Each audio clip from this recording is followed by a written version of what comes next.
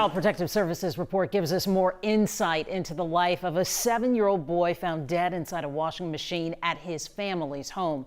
Troy Kohler's adoptive parents are now charged in connection with his death. This heartbreaking case all unfolded back in July. Sherman Chow joins us now. Sherman, what exactly does the report show?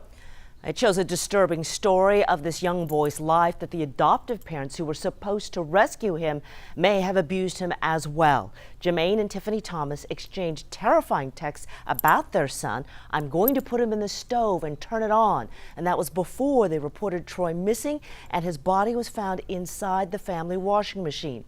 The Texas Department of Family Protective Services releasing its report today, showing in 2015, when Troy was born, his birth mother admitted to abusing drugs during the pregnancy, then physically abusing the baby.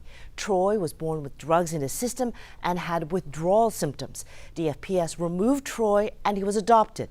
The next interaction wouldn't be until January of this year. School employees notified CPS the boy had bruises around the eyes, a burn on his back. Troy and his adoptive parents blamed accidents, other children. DFPS found that the risk assessment was considered to be low. Then 2 months later in March, CPS called again. Troy had bruises, scratches, and a fingernail mark on his face. Troy blamed falls and a cousin. DFPS found that the risk assessment now was moderate. Then in July, a few months later, deputies found Troy in the washing machine. His body was badly bruised, welt marks on his back, and water in his lungs. DFPS ruling that the father failed to provide supervision and protection.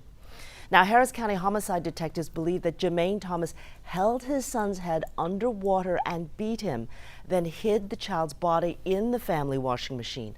Other evidence indicates that the machine had not been turned on.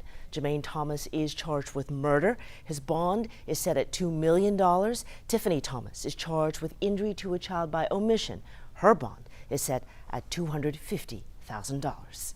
Guys? All right, thank you so much, Sherman.